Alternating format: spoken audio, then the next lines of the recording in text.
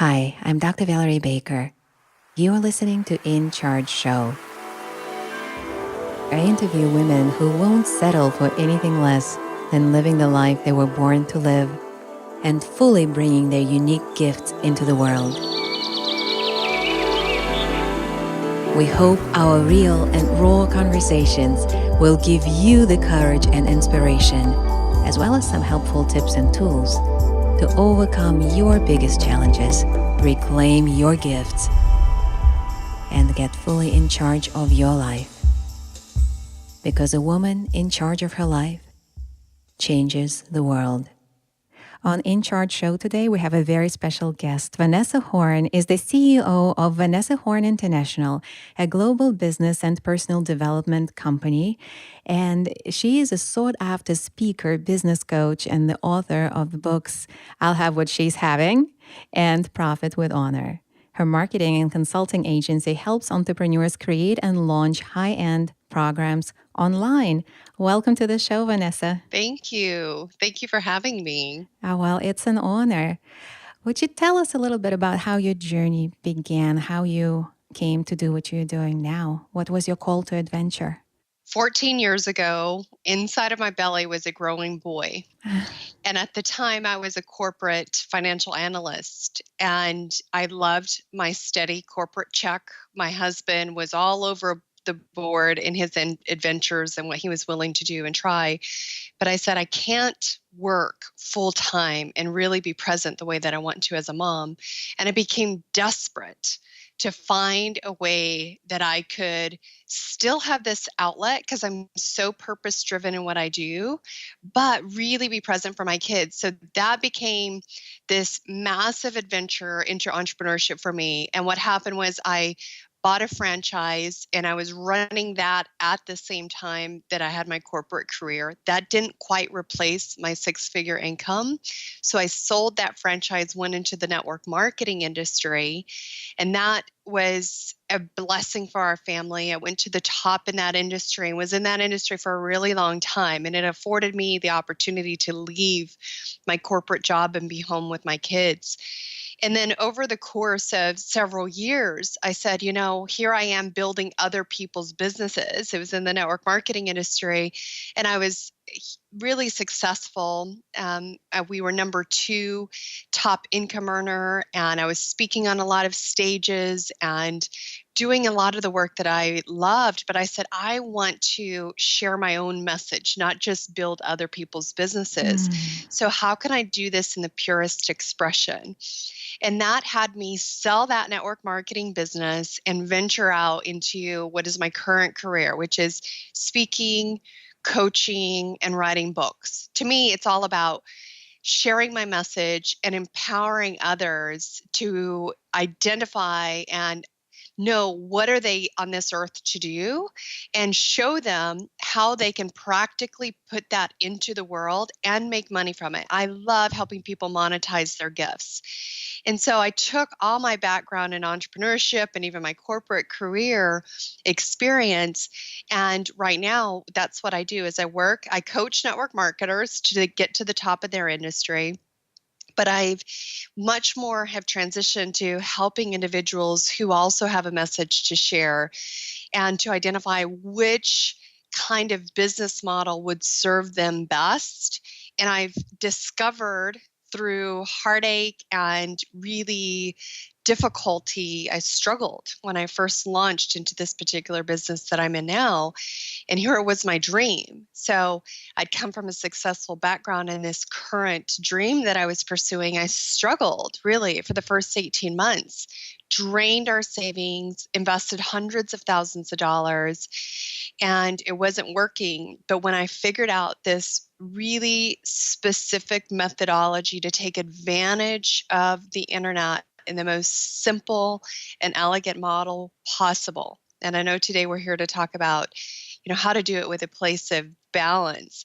So I figured out the simplest model to accomplish what I wanted. And so that's what I do now with individuals is supporting them in identifying their gifts and supporting them in the most simple model to leverage the power of the internet and getting their work out into the world. Your message is so empowering, Vanessa. I love it, especially for a woman listening right now who may be having this dilemma, who may be a mom or she wants to have kids and she wants to spend more time with them, but she's frightened. She's not sure. She has a lot of self doubt about whether or not she will make it out there. And helping women monetize their gifts.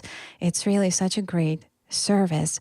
And I would really love to hear from you because I see a lot of women who start out in network marketing.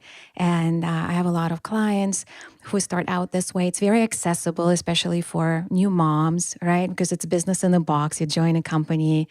And then there's this expectation, well, I'm going to make the money. And a lot of them don't. And a lot of them quit in a few months. So, what was different about you, or what's different about the women who don't make it? What is the X factor there between somebody who makes it to the top, like yourself, and somebody who struggles? Well, I want to dispel the belief. It's unfortunate that in the network marketing industry that people they make it out that the ones who are successful, that they somehow have done more of the inner work than others. But what I've discovered, I mean, I've been in that industry and have been supporting people get to the top of that industry, and I've also now been in this coaching and internet marketing industry, and I'll just tell you, they're just business models. They're business models, and there's different personalities that are better suited for business models. So if the network marketing industry, you're not finding success in that particular model, there's a couple of things to look at. One, are you being taught the model in a way that's congruent with your own way of being in the world? Because some people try to adjust and say, well, I need to be like this other person who's been successful. But if you're incongruent, the success won't come. So if you are following a model that is congruent with who you are and you're still not seeing the success, then my question might be, maybe it's not the right model for you, but it's not a reflection of you, your potential, your earnings potential, your income potential, because I can tell you, I work with people who are wildly successful in coaching and online marketing who were not successful in network marketing. And so what made this person successful over here and really struggle in network marketing, they're the same person. And a lot of times we beat ourselves up and say, well, there's something about me that's not right. And I like to say, well, really make sure you're aligned with the model that's best for you. I really like this individualized approach. You know, as a yoga teacher, I really appreciate this saying in yoga that every pose can be adjusted to any body. No body should be adjusted to the pose. So it's the same thing as in business, and we don't hear that enough. That you can't just follow anybody's model, and everybody's teaching their own model, right? And what you're saying is that you can help a person custom fit and find the model that fits them. Yeah. And that is amazing. So empowering again. Yeah, because even in network marketing, there's the approach of direct sales versus recruiting. So more making your money from the margins of product sales or from recruiting. And then there's people who go with more of a product focus and versus a business focus. And so if you don't know these idiosyncrasies of how to build the business, and I'm really big about analyzing what's the compensation plan rewards you to do, and do that behavior, and therefore you're optimizing the compensation plan. But even that whole model may not be the right fit or the right company. And so what I recommend to people who have a passion to do something entrepreneurial is, let's reverse engineer, what I call visioneering. Let's reverse engineer from what do you want your life to look like? And therefore, what do those activities look like? Like, if you really believe that you could make money doing what you loved in the time that you want, what do you want it to look like? And now let's reverse engineer what that model needs to look like and who you need to learn that model from. Because most models, there is somebody who's teaching it, but most people are just trying to go and make it happen on their own without being cognizant of what's the business model behind this, and am I following that so that I'm optimizing the results? And like for me personally, now, even when I teach my clients, like if you want to do coaching or if you want to do, I'm all virtual. I'm a mom of 3 young boys. I'm like 6 minutes from their school. If they call me, I want to be there. I'm usually in my gym clothes. I'm very, very conscious of I want to create this business that I have, and we've been extremely blessed to be successful in it. And my working hours are between 11 to 4 while they're in school. I don't do calls in the evenings. Could I? Could I potentially get a different audience? Yes, but no. I make my business reflect when I want to be available because it fuels me. And I've discovered that it's only our limiting beliefs that say, well, I've got to work on the weekends or I've got to work in the evenings or that we're going to miss something if we don't adjust to the market. And I say, no, your best marketing strategy is truly creating a life that you love.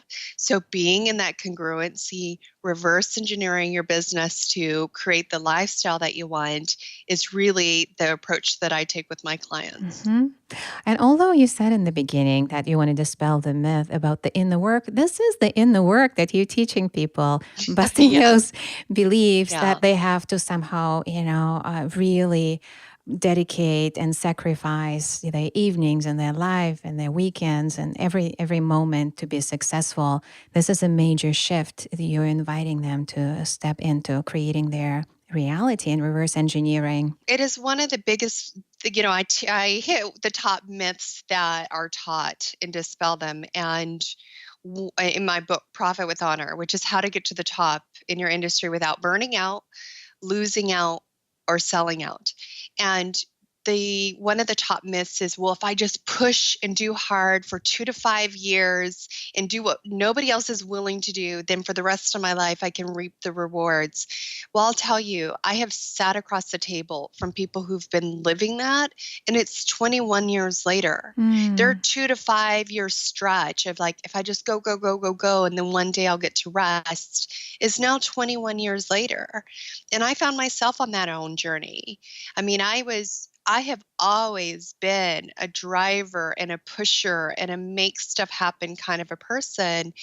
Since I was a child, like in high school, I was conscious of if I'm going to go to college and grad school paid for, I better do these sets of rules. And if I'm in college and I want a good career, then was I messing around and at the beach? No, I was working full time and studying full time.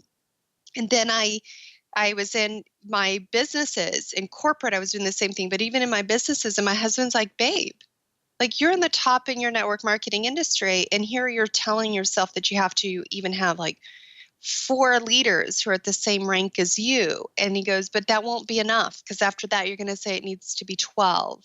And he was so right because it was this constant chase Mm. of when is it going to be enough before I can just allow myself to relax. And I realized that was this myth that I was chasing, that someday I was going to arrive. And meanwhile, I was missing my life. I was Mm. missing being present to the joys that were in the day to day, and that it's not some destination to pursue, but how can I be present and accept the gifts that are right here, right now? What feelings do I want to have that I think some destination will give me? And how can I live them right now? Yes. What feelings do I want to have and how do I live them right now? This is a brilliant question to ask yourself. So, how did you come to this realization? How did you learn to stop chasing after the destination and start living in the moment? Well, I'll tell you, I'm still learning it.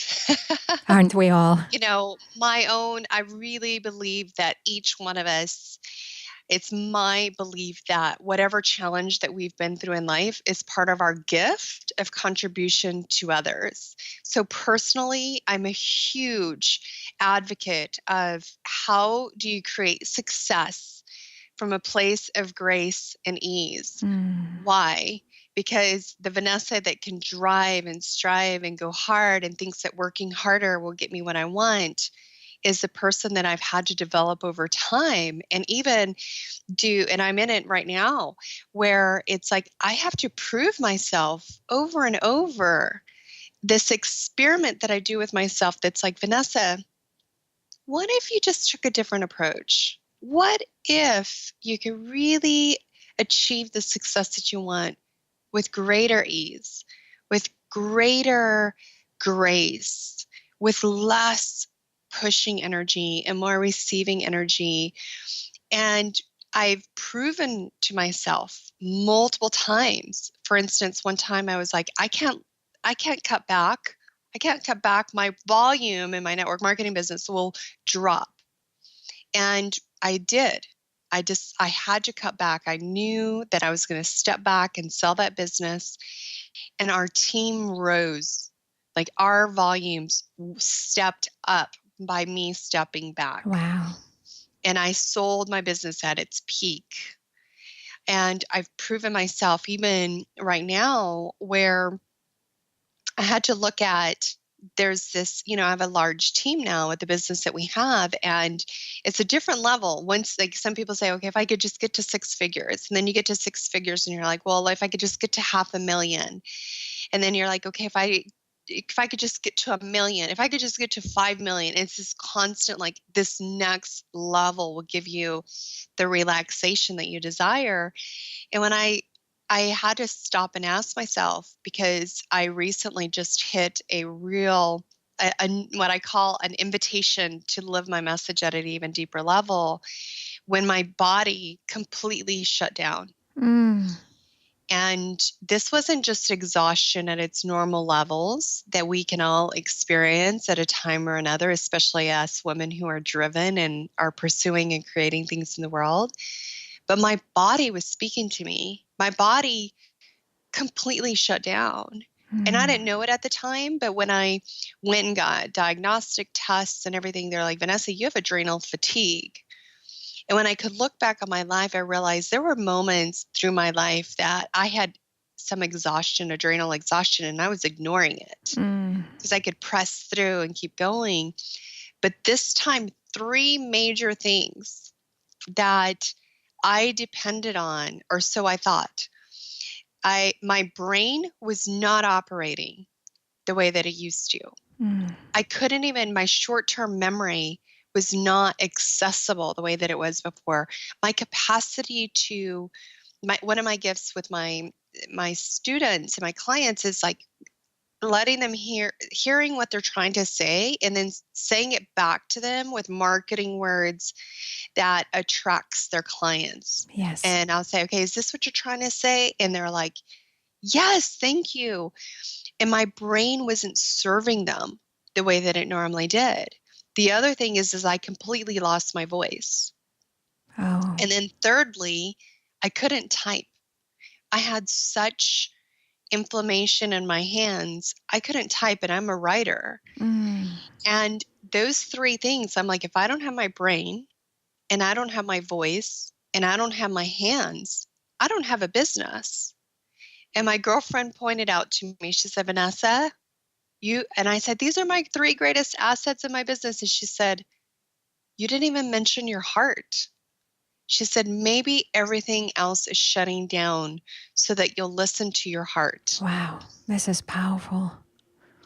And I was like, all right, God, what's the invitation here? What's the invitation to creating from grace and ease? And I was like, what is the minimum I can do and still create my business to thrive?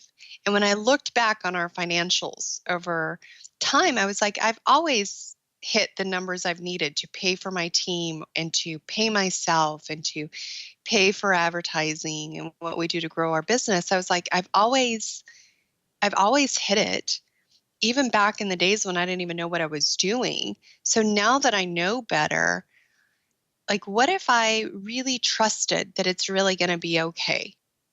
And this is funny, but it does help me. Sometimes, like, what's the worst that can happen? And I was like, the worst that could happen. Like, I remember one time my coach asked me this, and I was like, I'm scared I'll end up homeless. or I'll end up in a homeless shelter. And then I was like, well, what's the worst that can happen if I'm in a homeless shelter? And I was like, I know me.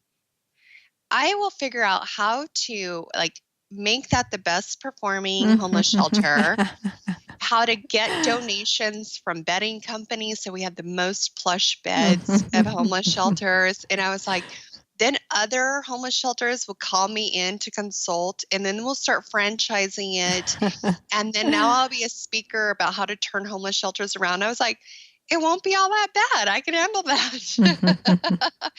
And it made me realize, like, you know what? No matter what, it's going to be okay. It's going to be okay. And so for me, just like playing out the worst case scenario and realizing, when we're surrounded by love and, what's really the likelihood that that would happen. But even if it did, I mean, I would still survive and be fine. It made me realize, like, I create this anxiety in myself that things will be more challenging than they are, rather than giving myself permission to really just trust my team and trust that I can work 11 to 4 and it gets the job done. And it just makes me way more discerning about where I do exert my energy. And to my surprise, again, this little experiment has proven again, Vanessa, it's true. You can create from grace and ease and still hit the success that you want. I love the little experiments and huge experiments that you perform both in your life and in your imagination. And something that you said that I know myself, this is what I do. I would go into a situation, be it a homeless shelter or whatever. I'll make it the best it can be. And then I will teach others and I'll start this movement. And this is who you are. And this is, my I guess, point of challenging you here a little bit when you say, well, in the work, that's nothing to focus on. Because this is who you are. In the work may not be your number one priority because you already have this amazing capacity to not give up. Because a lot of people would just go into depression and give up, right? A lot of people would do that. But not you. My sense is that you've already lived through some challenges in your life, or maybe you were born this way, that you are able to persevere and believe in yourself and believe in your gifts and not give up and keep walking your walk in the most challenging of circumstances.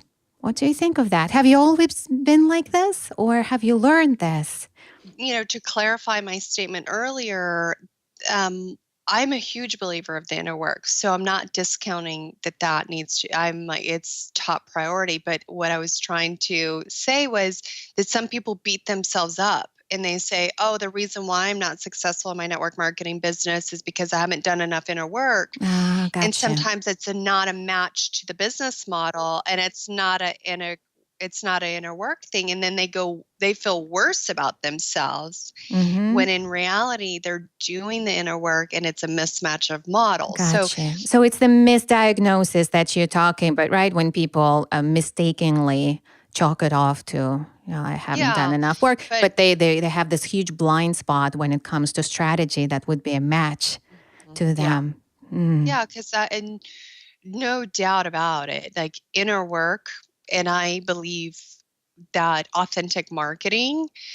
it's one of the things that allows my company to enroll clients with ease, is that people are like, you're so authentic. Yes. And I couldn't be authentic if I wasn't real about my journey. And I'm an open book with my list and with my clients. I'm like, this is what I'm going through personally, currently. And it's because, and I share what that journey is like, the inner work that I'm working through, and it resonates with them. And that's why they say yes to working with me, is they're resonating at that deep level. So I believe if we're not willing to do the inner work, if we don't connect with our own hearts, we can't connect to the hearts of others. Yes. And it's the connection with the hearts of others that helps us be successful. I had a client that her only assignment, I told her, was, what connects you with your heart? Now, let's create a weekly checklist. Every day, I want you to track connecting with your heart. I said, that's your only assignment. No lie. Within 3 months, her income went from 13,000 a month to 35,000 a month in 3 months. Wow. Wow. Did I teach her strategies and other things that were on the agenda? But yes, but that growth came from her connecting to her heart. Yes. And when she connected to her heart, it connected to others. It had other people say, I want to work with you. It had her team be inspired to say, we love working with you. It's monumental to the outer success is us being conscious stewards of what is our journey? What are we being invited to? What is our growth? And can we trust that this is part of our gift to the world? That's what I Yes. believe. I love this, and I so appreciate you giving this example and clarifying what you meant when you talked about inner work and strategy. Having met you in person, I had this experience where you, as a person, as a human being, you stand out in any crowd because you are so present, you are so authentic, you're so real, you're so warm. So you magnetize people. I just met you and I felt you being so fully present for me. You didn't know me from a hole in the wall. You had no reason to want to talk to me, but you showed up fully for the stranger, right? Who came up to you to chat. And I felt so seen. I felt so connected. And the next day you saw me, you gave me the biggest smile, the biggest hug, because this is who you are. You can't fake it. You can't, fake it till you make it, right? This is something that I completely Another myth. yeah, don't subscribe to. So I'm wondering, have you always been like this? Did you come to this planet like this? Or did you grow into this, your fullness, your authenticity throughout your life, throughout different experiences? It's so interesting because as your self-awareness grows in life, you sometimes wish that you could go back and be a fly on the wall, right? And experience your younger self. And I don't know how to best answer that question because I've always had an interest in others. I've always had a desire to know what other people's experience was like what's life like through their eyes. I've always had that. I grew up all over the world. My parents were on a spiritual pilgrimage. So Wow. we went from Brazil to India to Europe to South America. And so I got to see such a diverse experience of life and people that made me really curious about others. And I think that some of that curiosity must have been what others experienced. So I've always, I never anticipated it, but I was like, always voted, the homecoming queen through high school and college and all, popularity tests and everything like that. But I wasn't trying. It was just because I think I was genuinely interested in others. But as my awareness has grown as an adult, I realized that part of my younger self had a desire for affirmation from others, that now as I've grown into knowing who I am as a woman, I've integrated the parts of myself that I may not have wanted others to see. Mm. I've discovered that my affirmation from others, or my affirmation from my successes, or my affirmation from accolades or recognition, I've had to really ground in that, Vanessa, you're enough. Like who you are, your being, and your gift is to be present to others. What if that's your only gift? You don't have to have words of inspiration. You don't have to do something extraordinary. You don't have to be the best business coach on the planet. What if you can just hold up the mirror to their brilliance and see it in them and draw it out? And what if that's your only gift to give to others? And it to me helps me relax into, I don't have to be extraordinary. Like I just have to hold up mirrors to help bring out other people's brilliance. And maybe that's a little bit of what you were you are experiencing. And I'm really humbled by your words, because that's my desire. My desire is, how can I be present for you? Because if I'm conscious of myself, or needing to be affirmed by you, or my own internal dialogue, I can't be present to you. And we've met for a moment for a divine reason. And how can I be present in this moment for you? Who knows if our paths will ever cross again? And being conscious of, here's a divine moment, here's a divine being, and our paths have crossed. What mirror of brilliance do I need to hold up for them? And that's what I try to consciously live from, that place, sometimes more successfully than others. So thank you for those sweet words. Oh, Vanessa, this is so beautiful. What if this is my only gift? And it goes back to what your friend said about your heart, right? Here you were counting your business assets, being your brain, right? Being your writing ability, being your strategy. And your friend brought you back to your heart. And here you are again, reflecting that this is a divine gift. And it is really what we all want in the world. All of us want to be seen. All of us want to be understood. We all, right, regardless of our background and financial situation, share the same basic desire. We want to be embraced by others through that kind reflection, through their words. And giving people that is what making people gravitate to you, because of course you're also very skilled at what you do strategy wise. Of course you deliver results, but I think this is such a huge part of your success, being authentically present, being who you are. And I go to a lot of live events, so I meet a lot of women entrepreneurs. I see that some of them really struggle and they don't understand why, because they're doing all the right things. They're studying with the right people, taking programs, being coached, but then you meet them in person and there is something like you can feel that they're not fully there. They're either too self-conscious, they have this self-doubt, they have that inner monologue running through their mind, and you can sense that they're much more focused on themselves than on you. And I think that's such a major factor that a lot of women entrepreneurs are not aware of. And it's not even their fault, because, a lot of women suffer from self-doubt through this social conditioning, right? Who do you think you are? Are you good enough? Would you say, would you agree with that? Do you see that too? 100%. And I am so compassionate to that, because I've been there. Yeah. When I sold my network marketing business to become a coach and a speaker and an author, I thought, oh, well, I've been successful in the past. This will work. But 18 months in, I had no clients. 18 months, over $100,000 I had spent.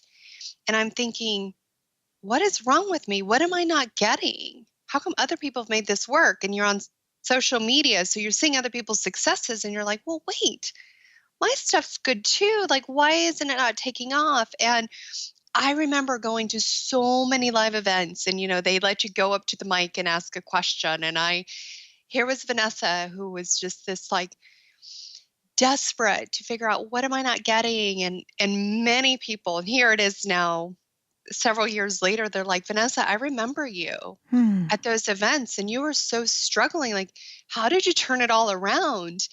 And so I'm compassionate, because you start to think, if I don't have clients, what's wrong with me? If I have created this program but I haven't enrolled anyone, maybe it's not good enough. Like, there's all these questions of, is it good enough? Am I good enough? Do I have what it takes? We compare and we think, well, my stuff's better than theirs, or, oh, my stuff's not as good as theirs. And so it becomes this like complete question of, do I have the goods to create what's in my heart? And now what I do with my clients is I say, throw out all of that shows up. Know that it's normal. As a matter of fact, if you don't hear the voice that says, who do you think you are? Then it means you're not being bold enough. We have a mastermind that is actually called who the F do you think you are? Because we say, be so bold that either your internal voice is saying that or others. So how can I be bold enough that I'm hearing that voice? And then number two, I have my clients write out their testimonials for their clients in advance. I say, write out the successes, what clients are going to say from working with you before it's even happened. So that, because the person you are today is the same person that if you were interviewed on Oprah's chair and she says, oh my God, you've done such amazing work in the world. How did you do it? And you think, oh, I need that Oprah affirmation to be that, and all these thousands of people who have been impacted by my work to really affirm that it's valuable. And I say, what if you believed that it's there? You're the same person. And if you reverse engineer and you create that vision of what you want, and if you write the testimonials as if it's already done, and you own, God gave me this desire, God gave me this message, God gave me this, I'm going to figure it out. Yeah. I'm going to figure out how to do it. I've got the goods in me because otherwise this would not be on my heart. And I've just got to figure out the journey and not resent the journey because it's part of the gift. The struggles are part of your gift for others.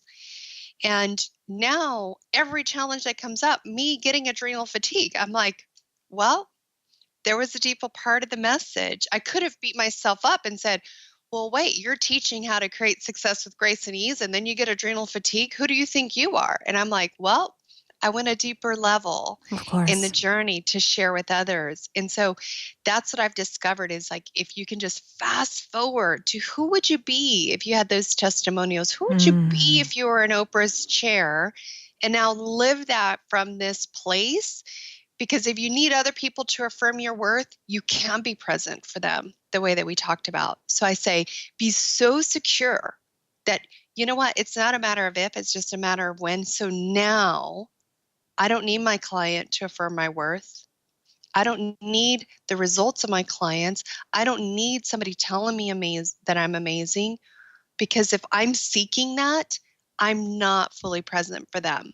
I know Mm. that that's there. I know the goods are here, whether it's affirmed or not. So now, how can I be fully present for them? What's their journey about? Why have our paths crossed? And you mentioned that about like being fully present and that we can't be that way.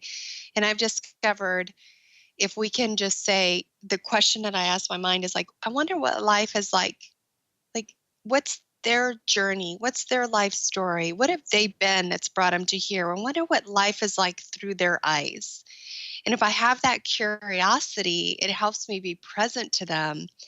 And now when I show up at events and I'm at the mic, I'm a different person. And back then my husband said, it's like you're walking around with your wallet open. Like, I have no answers. I just have questions and it's not working for me. And are you my mother? Like that little book.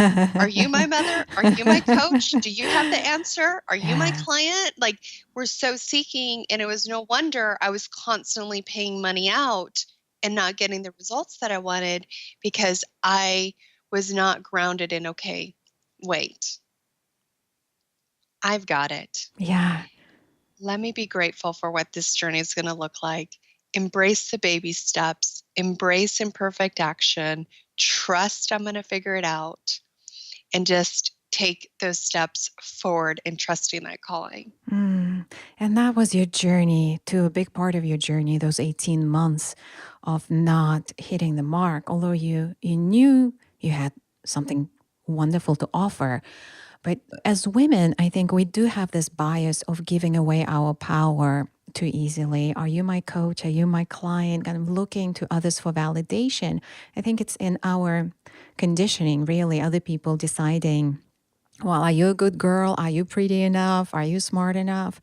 And in my view, it's a big part of stepping into our power, shedding all that noise, whatever it takes.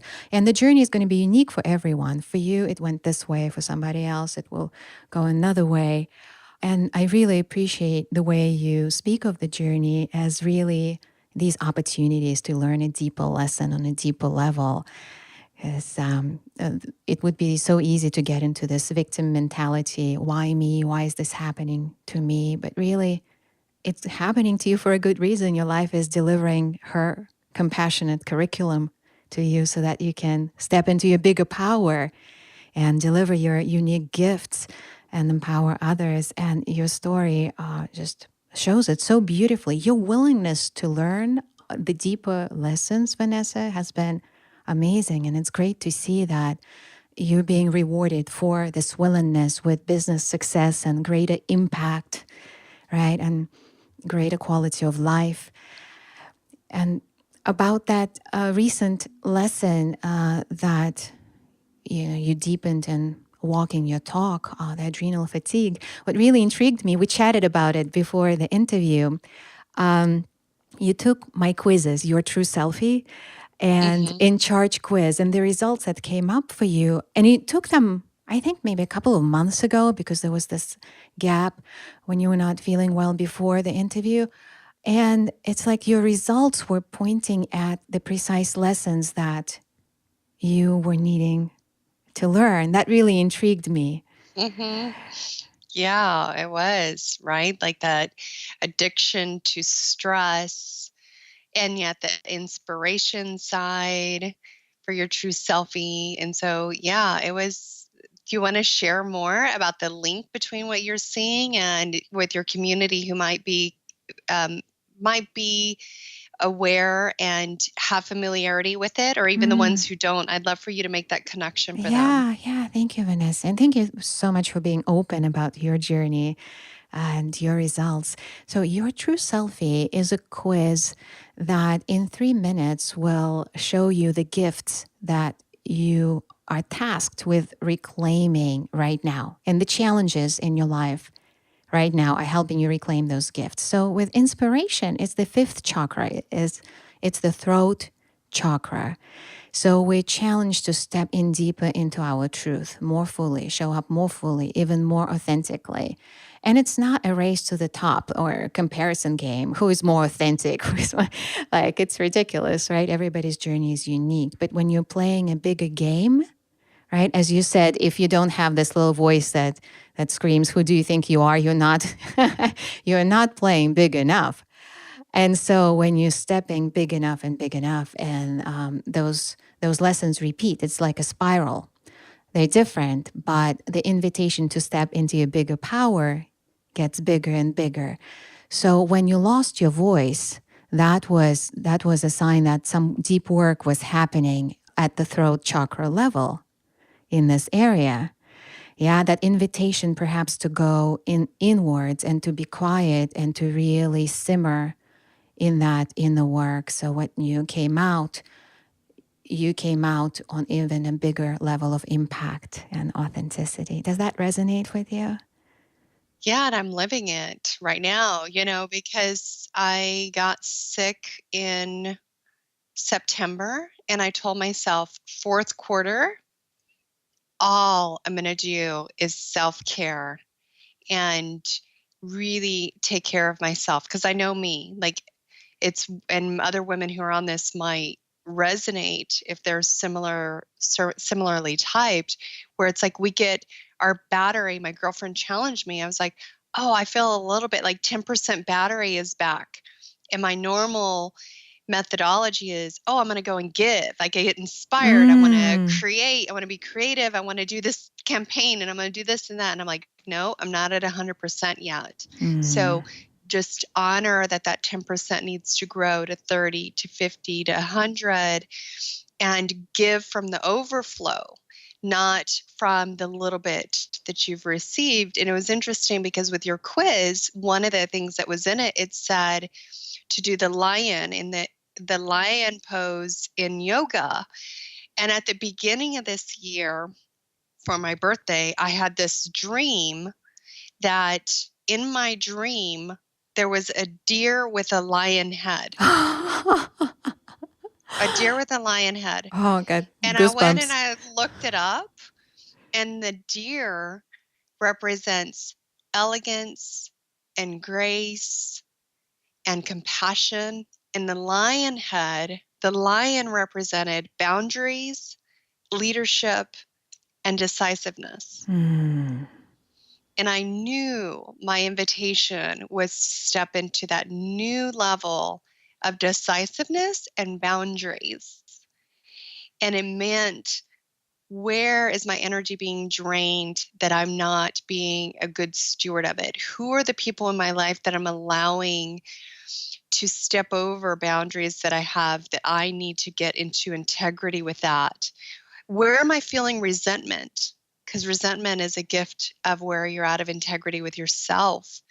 And Yes. it has been such a journey at this boundaries thing. And I think a lot of women can resonate because it's so challenging. And so speaking our voice, this chakra, I'm going to trust that the grace of the deer can come out with the decisiveness and boundaries and Wow. leadership of the lion, and the two can coexist. And so it's been another experiment of myself to say, how can I lovingly communicate my boundaries in a way that honors myself and doesn't make the other person wrong for it, but is firm and strong? Mm. And I've so loved seeing the results of that experiment, to see like it really is possible Yes. to be a powerful woman, a powerful leader, and exude grace, graciousness, and elegance. And how can we be willing to have those conversations, use the voice? And I think it's Tim Ferriss said the most successful people in the world are willing to have the difficult conversations. And so it's those boundary conversations usually are like, this isn't working for me. This is what I would like to be different.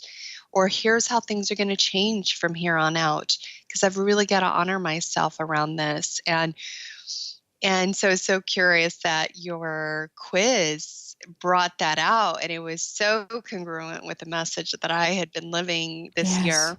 Yes, with such courage and such grace. I love the dream that you had. I live by dreams. I get a lot of guidance from dreams. Big appreciation there.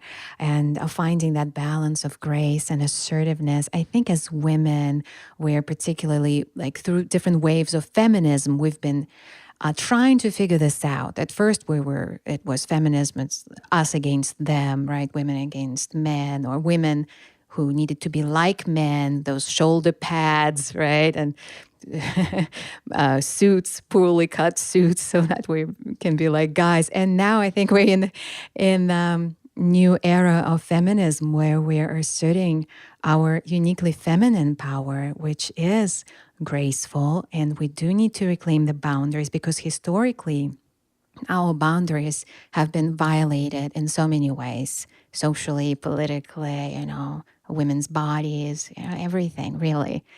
And so I take it as, the work that we're doing individually, that in the work, it's not just for us, it's for our children, it's for our great children. Mm-hmm. And in a sense, for our mothers and grandmothers too. I believe that the healing that we're doing transcends generations. Oh yeah, and our kids. I mean, our kids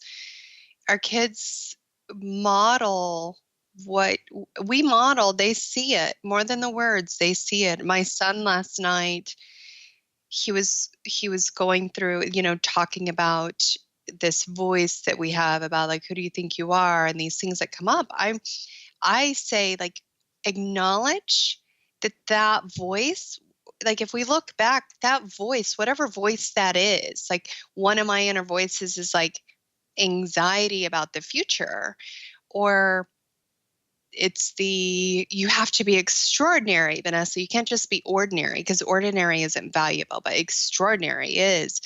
And rather than trying to prove those voices wrong, I'm just like, thank you.